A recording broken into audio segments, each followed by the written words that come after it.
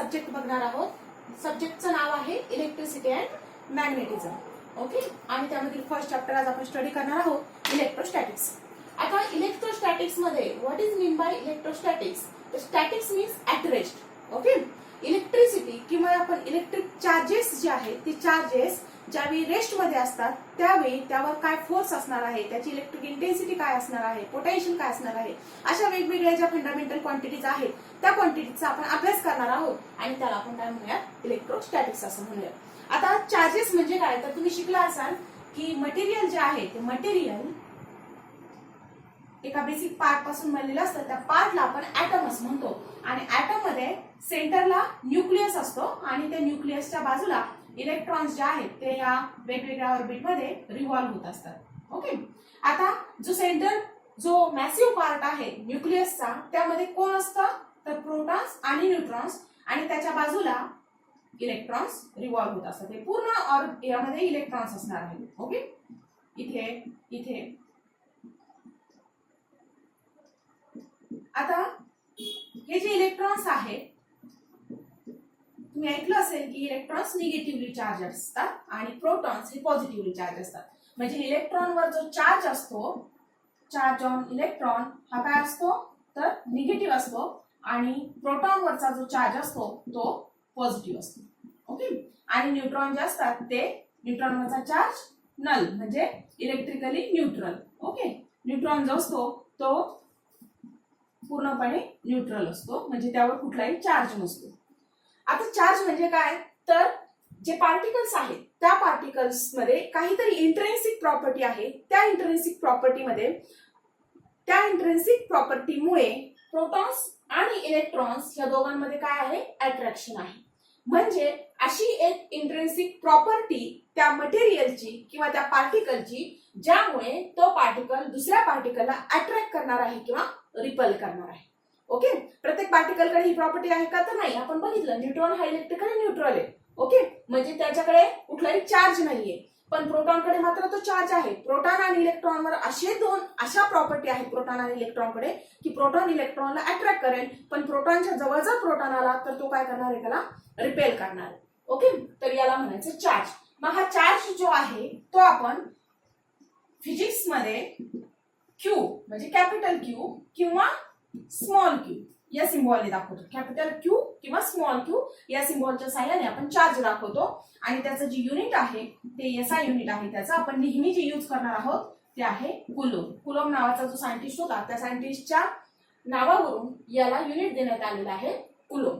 Okay, आता इथपर्यंत आपल्याला कळलेलं आहे। आता मी तुम्हाला काय सांगितलं की इलेक्ट्रोस्टॅटिक्स म्हणजे काय तर जे चार्जेस असतात जे इलेक्ट्रिकली आपण असं म्हणूयात की जे चार्जेस आहेत जे स्टेबल आहेत म्हणजे ज्यांची मुवमेंट होत नाहीये ते पूर्णपणे स्टेबल आहेत। म्हणजे आता समजा तुम्ही एक चार्ज घेतला किंवा एक कोणतंही मटेरियल घेतलं आणि त्या मटेरियलवर चार्ज आहे, हे एक मटेरियल आहे आणि त्या मटेरियलवर एका मटेरियलवर चार्ज आहे Q1 आणि दुसऱ्या मटेरियलवर चार्ज आहे Q2 आणि आता हा कुठे मूव्ह होत नाहीये, जागेवर स्टेबल आहे।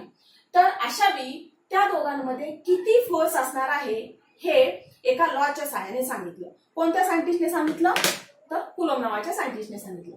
त्या सायंटिस्टने काय सांगितलं की असे दोन चार्जेस जर असतील तर त्या दोन चार्जेस मध्ये कोणताही जो फोर्स असणार आहे भले तो अट्रॅक्शनचा असू द्या किंवा रिपल्शनचा असू द्या, म्हणजे तो किती क्वांटिटीने दुसऱ्याला अट्रॅक्ट करणार आहे किंवा रिपेल करणार आहे हे सांगण्यासाठी त्याने एक लॉ सांगितला। तो लॉ काय सांगतो की या दोघांमध्ये जो फोर्स असणार आहे स्टेबल चार्जेस मधला तो फोर्स असणार आहे F इज इक्वल टू आपण असं म्हणूयात की तो फोर्स जो असणार आहे तो डायरेक्टली प्रोपोर्शनल असणार आहे the product of the charges.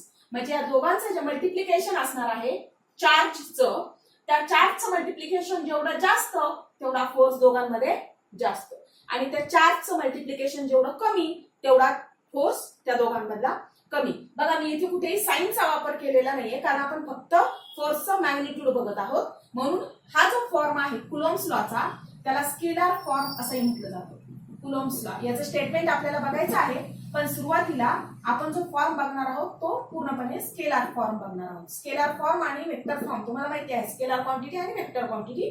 की स्केलर क्वांटिटी मध्ये आपल्याला फक्त आपण मॅग्निट्यूड बघतो आणि वेक्टर क्वांटिटी मध्ये मॅग्निट्यूड बरोबर डायरेक्शन देखील आपण विचारात घेतो। आता मी तुम्हाला सांगितलं की चार्जचं जेवढं प्रोडक्ट जास्त असेल म्हणजे मल्टिप्लिकेशन जेवढं जास्त तेवढा त्या दोघांमध्ये फोर्स जास्त. सिमिलरली अजून एक क्वांटिटी आहे ज्यावर फोर्स डिपेंड आहे, ती क्वांटिटी आहे distance between the two charges. समजा हे Q1 चं सेंटर आहे, हे Q2 चं सेंटर आहे आणि त्या दोन्हीमध्ये जे डिस्टन्स आहे त्याच्या सेंटर मधलं जे डिस्टन्स आहे ते किती आहे R. Okay, R is the distance between Q1 and Q2. जर असं असेल तर फोर्स हा R शी कसा रिलेटेड आहे, तर F is inversely proportional to square of the distance between the charges. Inversely proportional आहे. इनव्हर्सली म्हणजे याचा अर्थ काय होतो की R चा स्क्वेअर जो आहे तो जर इन्क्रीज झाला तर फोर्स डिक्रीज होणार. ओके, डिस्टन्स जर इन्क्रीज झालं तर फोर्स डिक्रीज होणार आहे. पार्टिकल जेवढे एकमेकांच्या जवळ तेवढा त्यांच्यामध्ये फोर्स जास्त आणि पार्टिकल जेवढे एकमेकांपासून लांब तेवढा त्यांच्यावरचा फोर्स कमी. आणि मग इथे प्रपोर्शनॅलिटीचं साइन आहे, इथे प्रपोर्शनॅलिटीचं साइन आहे. आपण या दोन क्वांटिटीच्या आहेत म्हणजे प्रोडक्ट ऑफ द चार्जेस आणि स्क्वेअर ऑफ द डिस्टन्स या दोन क्वांटिटीच्या आहेत त्या फॉर्म्युल्यामध्ये मॅथमॅटिक्स मध्ये आपण एकत्र करू शकतो अशा पद्धतीने की F is directly proportional to the product of the charges म्हणजे multiplication of the charges and inversely proportional to the square of the distance between them. Inversely proportional to the square यालाच तुम्ही directly proportional to the 1/r square असंही म्हणू शकता. Directly proportional to the 1/r square. हा 1/r square म्हणजे 1/r square अशा पद्धतीने तुम्ही लिहू शकता. आता हे झालं प्रपोर्शन मध्ये. प्रपोर्शनॅलिटीचं साइन जर आपल्याला काढून घ्यायचं असेल तर आपण काय करतो, इथे कॉन्स्टंट इन्क्लूड करतो आणि म्हणजे याचा काहीतरी मल्टिप्लिकेटिव्ह फॅक्टर ऍड करतो जेणेकरून हे इक्वेशन तयार होतं. F इज इक्वल टू, आता इथे एक फॅक्टर आहे तर आपण बीटा म्हणूयात, Q1 Q2 divided by R square. हा काय आहे, बीटा कॉन्स्टंट आहे.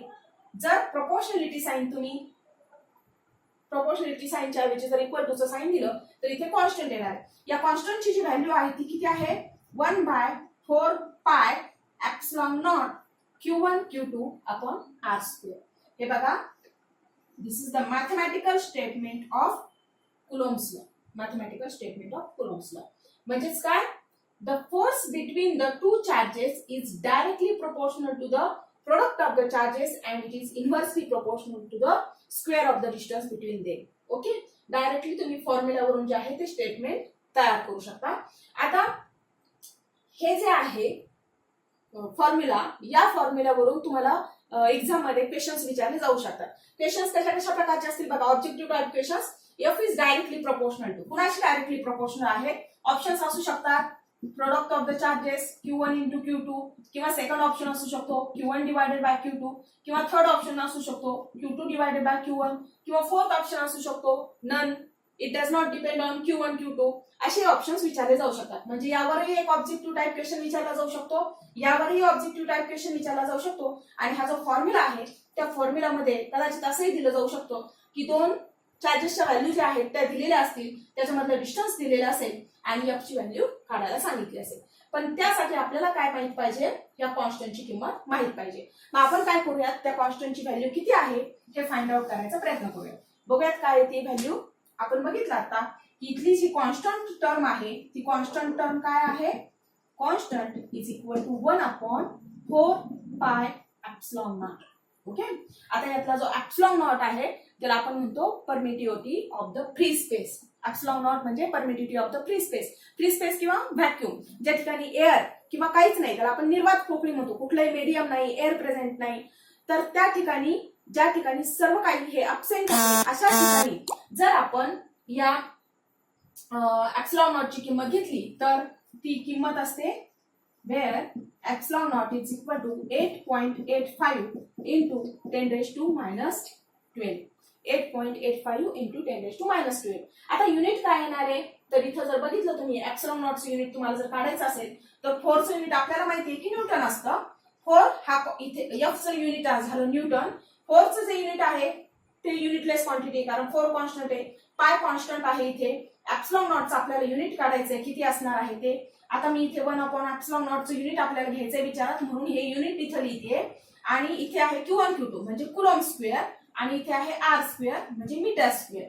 ओके, आता हा epsilon naught जो आहे, epsilon naught तो जर लेफ्ट साइडला आला तर epsilon naught हा न्यूमरेटरला जाईल, त्याचं जे युनिट असणार आहे ते युनिट काय येणार आहे मग एप्सिलॉन नॉटचं जे युनिट येणार आहे ते येणार आहे इथे आहे न्यूटन, न्यूटन डिनॉमिनेटरला येईल, इथे coulomb square newton metre square. काय युनिट झालं त्याचं coulomb square newton metre square. इथे कुलॉम स्क्वेअर होता, इथे मीटर स्क्वेअर होता, इकडे न्यूटन होता, न्यूटन इकडे आला, एप्सिलॉन नॉट इकडे गेला, coulomb square newton metre square. हे झालं त्याचं युनिट. एप्सिलॉन नॉटचं युनिट आहे. तर हा झाला one objective type, second objective type question, third objective type question. आणि एप्सिलॉन नॉटचं जे युनिट आहे त्या युनिटचा झाला fourth objective type question.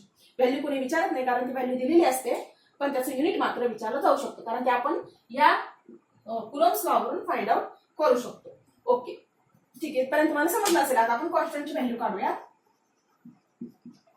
Constant is equal to 1 upon हा 4 जागेवर पायची किंमत तुम्हाला माहिती आहे किती असते ती 3.14. Okay, pi is a irrational number and it is value is approximately taken to be 3.14 आणि एप्सिलॉन नॉटची व्हॅल्यू आहे 8.85 इंटू 10⁻12. जर तुम्ही हे कॅल्क्युलेशन्स केले डिनॉमिनेटरचे आणि त्याचा जर इन्व्हर्स घेतला तर ते अप्रॉक्सिमेटली व्हॅल्यू येते 9 इंटू 10⁻9. ओके, 9 इंटू 10⁻9 ही त्याची व्हॅल्यू आहे अप्रॉक्सिमेटली. आता प्रत्येक वेळेस तुम्ही लक्षात ठेवायचं की फोर्स काढायला सांगितला की ही जी व्हॅल्यू आहे ती डायरेक्टली घ्यायची 9 इंटू 10⁻9. Q1 Q2 च्या ज्या व्हॅल्यू आहेत त्या काय जे कुलॉम मध्ये दिलेल्या असतील त्या आणि डिवाइडेड बाय त्याच्या डिस्टन्सचा स्क्वेअर. हे लक्षात ठेवायचे. ओके, आता हा झाला स्केलर फॉर्म आणि स्टेटमेंट काय आहे ते परत एकदा रिवाइज करूया की the force between the two charges it is directly proportional to the product of the two charges and it is inversely proportional to the square of the distance between them. Okay, ठीक आहे. Objective क्वेश्चनची तयारी करायची. आता आपण बघूया त्याचा vector form काय आहे.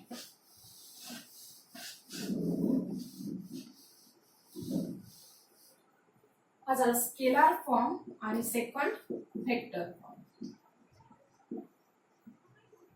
ओके, आता व्हेक्टर फॉर्म काढत असताना एक गोष्ट आपल्याला माहिती आहे की जे तुम्ही बऱ्याच वेळेस लहानपणापासून ज्यावेळेस तुम्ही एज्युकेशन घेत होता तेव्हापासूनही तुम्ही ऐकलेले आहे की जर दोन चार्ज पार्टिकल्स जे आहेत ते पार्टिकल्स जर अपोजिटली चार्ज असतील, अपोजिटली चार्ज म्हणजे लाईक प्रोटॉन अँड इलेक्ट्रॉन, की एक पॉझिटिव्ह चार्ज आहे एक निगेटिव्ह चार्ज आहे, असं जर असेल तर त्या दोघांमध्ये काय असतं अट्रॅक्शन. म्हणजे अपोजिटली चार्ज असतील तर त्यामध्ये असतं अट्रॅक्शन आणि सेम चार्ज असेल सेम साइन असेल चार्जचं म्हणजे प्रोटॉन प्रोटॉन जसं आहे पॉझिटिव्ह पॉझिटिव्ह किंवा इलेक्ट्रॉन इलेक्ट्रॉन निगेटिव्ह निगेटिव्ह तर ते पार्टिकल्स एकमेकाला काय करतात रिपेल करतात म्हणजे लांब लोटतात. तर आता मग यासाठी आपल्याला व्हेक्टर फॉर्म बघण्यासाठी आधी आपल्याला दोन केसेस बघाव्या लागणार आहेत.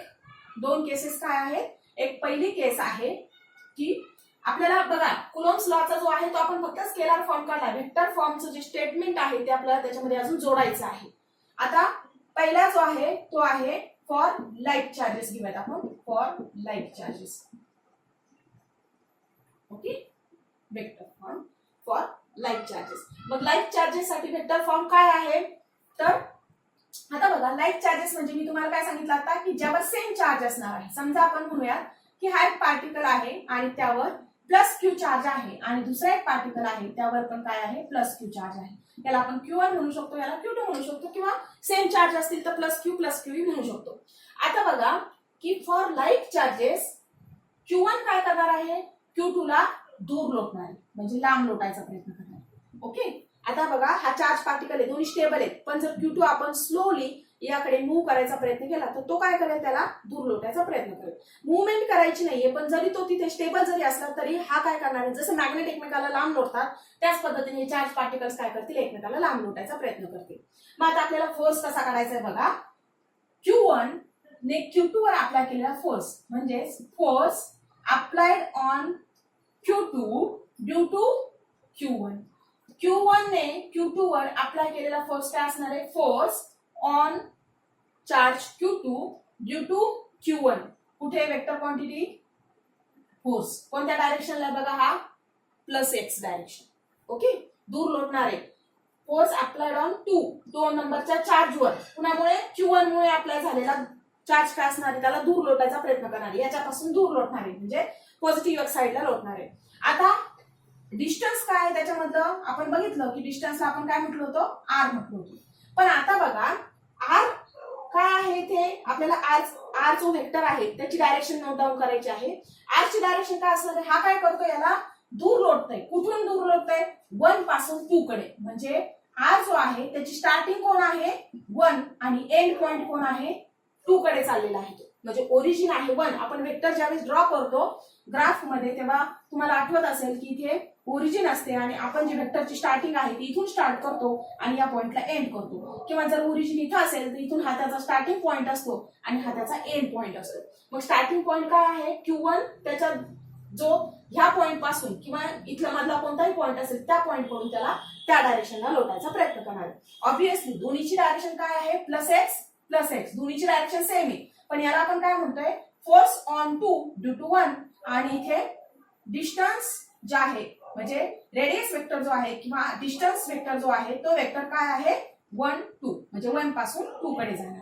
याची पण डायरेक्शन काय असणार आहे, सेम डायरेक्शन असणार. +x direction same direction. Okay. मग आता बघा हे कशा पद्धतीने लिहायचंय.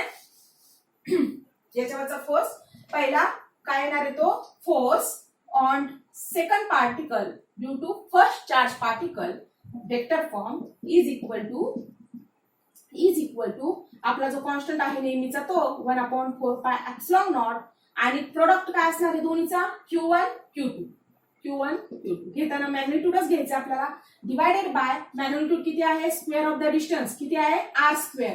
आणि डायरेक्शन मात्र नोट डाऊन करायची. डायरेक्शन काय आहे याची r12. फक्त आता इथे घेताना काय घ्यायचंय युनिट वेक्टर घ्यायचंय. फॉर्म्युला एकदम सोपा आहे. आपण जो फॉर्म्युला यूज केला होता तोच सेम फॉर्म्युला आहे. फक्त आपण इथे बार दिलाय इथे 2 1 म्हटलंय ते इथे 1 2. ओके. पण लाईक चार्जेस साठी तुम्ही बघत असाल दोन्हीची +x डायरेक्शन आहे. ठीक आहे. आता आपण सेकंड बघूयात की Q1 वर Q2 जो चार्ज अप्लाय करणार आहे तो किती असणार आहे. ओके. समजा आता इथे आहे आपला Q1. Q2 काय करेल जसं मी आता सांगितलं तसंच दोन्हीवर काय आहे पॉझिटिव्ह चार्ज आहे. ओके. ही A केस झाली ही B केस. काय दोन्हीवर पण पॉझिटिव्ह चार्ज आहे. मग Q2 काय करेल Q1 ला लांब लोटायचा प्रयत्न करेल. आणि मी तुम्हाला आत्ताच सांगितलं positive charges repel each other. Okay. हा काय करेल याला लांब लोटायचा प्रयत्न करेल. मग फोर्स ऍक्टिंग ऑन कोणत्या पार्टिकलवर आता first force acting on 1 particle due to 2 particle आणि आपण F असा लिहितो. डायरेक्शन काय आहे ही झाली डायरेक्शन. हे झाला फक्त सिम्बॉल हा असाच लिहितात वरती बार. कुणी एरो काही बुक मध्ये तुम्हाला हा एरो दिसणार नाही. कधी हा एरो दाखवतही नाही. ओके. हा झाला फक्त हा सिम्बॉल आहे की F हा वेक्टर आहे आणि force acting on 1 particle due to another particle म्हणजे सेकंड पार्टिकल आणि त्याची डायरेक्शन काय आहे ह्या डायरेक्शन ही डायरेक्शन म्हणजे निगेटिव्ह x डायरेक्शन. आता आपण बघूयात की r ची डायरेक्शन काय असणार आहे. Q2 काय करतोय या डायरेक्शनला लोटतोय बरोबर. म्हणजे ओरिजिन काय आहे ओरिजिन आहे ही ह्या इथली कुठली ओरिजिन असू शकते. तो पार्टिकल जिथून असेल तिथून तो इकडे लोटला जाणार. कुणाच्या डायरेक्शननी 1 च्या डायरेक्शननी. म्हणजे हा वेक्टर काय असणार आहे r कुठून सुरुवात होती त्याची 2 आणि कुठे चाललाय तो 1 कडे. ओके. हा असणार आहे r21 पण त्याची डायरेक्शन मात्र काय असणार आहे निगेटिव्ह x डायरेक्शन. म्हणजे हा काय करणार आहे की सेकंड पासून 1 ला लांब लोटायचा प्रयत्न करणार. कारण सेकंडनी त्यावर जो फोर्स अप्लाय केलेला आहे तो रिपल्सिव्ह फोर्स आहे आणि त्या दोन्ही मधलं डिस्टन्स आहे अगेन r. म्हणजे दोन्हीसाठी डायरेक्शन काय आहे दोन्हीसाठी डायरेक्शन आहेत -x. पण लिहिताना आपण कसं लिहितो F12 हा bar is equal to formula same 1/4πε0 Q1 Q2 upon r². फक्त युनिट वेक्टरची डायरेक्शन काय असणार आहे आता r21. इथे 1 2 होती इथे काय असणार आहे आता r21 आणि कॅप. ओके. डायरेक्शन वर हे जे डायरेक्शन आहे त्या डायरेक्शन वरून एक ऑब्जेक्टिव्ह टाइप क्वेश्चन विचारला जाऊ शकतो की याच्यावर भरपूर ऑब्जेक्टिव्ह टाइप क्वेश्चन होणार आहेत या चॅप्टर मध्ये तयार करू शकतो आपण. पण आता तुमच्या लक्षात आलं असेल की इथे F21 आहे इथे F12 आहे आणि जर इथे 2 1 आलं तर इथे 1 2 येतं आणि इथे 1 2 आलं तर इथे 2 1 येतं. म्हणजे जे आहे ते स्वॅपिंग होते 1 2 चं आणि इथे काय आहे मात्र लाईक चार्जेस आहे. लाईक चार्जेसच्या बाबत काय होते स्वॅपिंग होत आहे पण डायरेक्शन मात्र दोन्ही वेक्टरच्या सेम आहे. ओके. 1 2 आणि 2 1 ने कन्फ्युज व्हायचं नाही. दोन्हीचे डायरेक्शन काय आहे तिथे सेम आहे. इथे दोन्हीचे डायरेक्शन सेम आहे लाईक चार्जेस साठी. ओके. आता आपण बघूयात की अनलाईक चार्जेस साठी काय करायचं फरक कसा बदल होतोय बघूयात. तिथे लाईक च्या ऐवजी इथे काय येईल second case for unlike charges. Unlike charges. मग अनलाईक चार्जेसवर इथे एक समजा प्लस चार्ज असेल तिकडे काय असणार आहे मायनस चार्ज. इथे जर प्लस चार्ज असेल तिकडे मायनस चार्ज, कारण दोन्ही काय आहेत अपोजिटली डायरेक्टेड. बाकी काय फरक पडतोय तो आपण बघूया. ठीक आहे, दोन्ही मध्ये डिस्टन्स आहे r plus Q1 minus Q2. एक पॉझिटिव्ह चार्ज आहे, एक निगेटिव्ह चार्ज आहे. आता काय घडणार आहे बघा, आपण परत तोच फोर्स काढणार आहोत. कोणता force acting on second charge due to first charge. Second charge पार्टिकलवर Q1 मुळे अप्लाय होणारा जो फोर्स असणार आहे तो किती असणार आहे. काय करणार आहे Q1 बघा, आता हा निगेटिव्हली चार्ज Q1 काय करेल, त्याला त्याच्याकडे ओढायचा प्रयत्न करेल, कारण अपोजिटली चार्ज आहेत. Oppositely charge particle attracts each other, म्हणजे Q1 काय करेल Q2 ला अजून त्याच्याकडे ओढायचा प्रयत्न करेल. म्हणजे डायरेक्शन कोणती झाली F21 ची, ही डायरेक्शन झाली. ओके, आता बघा r ची डायरेक्शन काय असणार आहे, r रेडियस वेक्टर आहे. कुठून स्टार्ट झालाय, कुठे ओढला जातोय, 1 कडे ओढला जातोय. स्टार्टिंग पॉइंट काय आहे 2, म्हणजे r स्टार्टिंग पॉइंट आहे 2 आणि कुठे खेचला जातोय तो 1 कडे. अट्रॅक्शन कुठे आहे 1 कडे, म्हणजे r ची डायरेक्शन पण काय आहे सेम आहे. r वेक्टरची डायरेक्शन पण सेम, F21 ची सेम. दोन्ही मध्ये पण अनलाईक आणि लाईक चार्जेस मध्ये r आणि f ची डायरेक्शन सेम आहेत. फक्त फरक कुठे पडतोय, आता बघा इथे काय आलं होतं F21 आणि आता आपला वेक्टर कोणता आलाय R21. R21 च्या ऐवजी आपण इथे युनिट वेक्टर काय लिहितो 1 2 च्या ऐवजी आता इथे येणार आहे R21. इथे पण 21 आलाय, इथे पण 21 आलाय आणि चार्जेस कोणते आहेत अनलाईक चार्जेस. अनलाईक चार्जेस साठी सेम येणार, स्वॅपिंग होणार नाही. 21 21. ओके, अनलाईक म्हटलं की परत इकडे सेम लिहायचं. इथे अनलाईक आहे पण इथे लाईक आहे. ओके, अनलाईक म्हणलं की लाईक लिहायचं हे लिहिताना, आणि लाईक म्हटलं की अनलाईक लिहायचं. सिंपल आहे लक्षात ठेवण्यासाठी पण.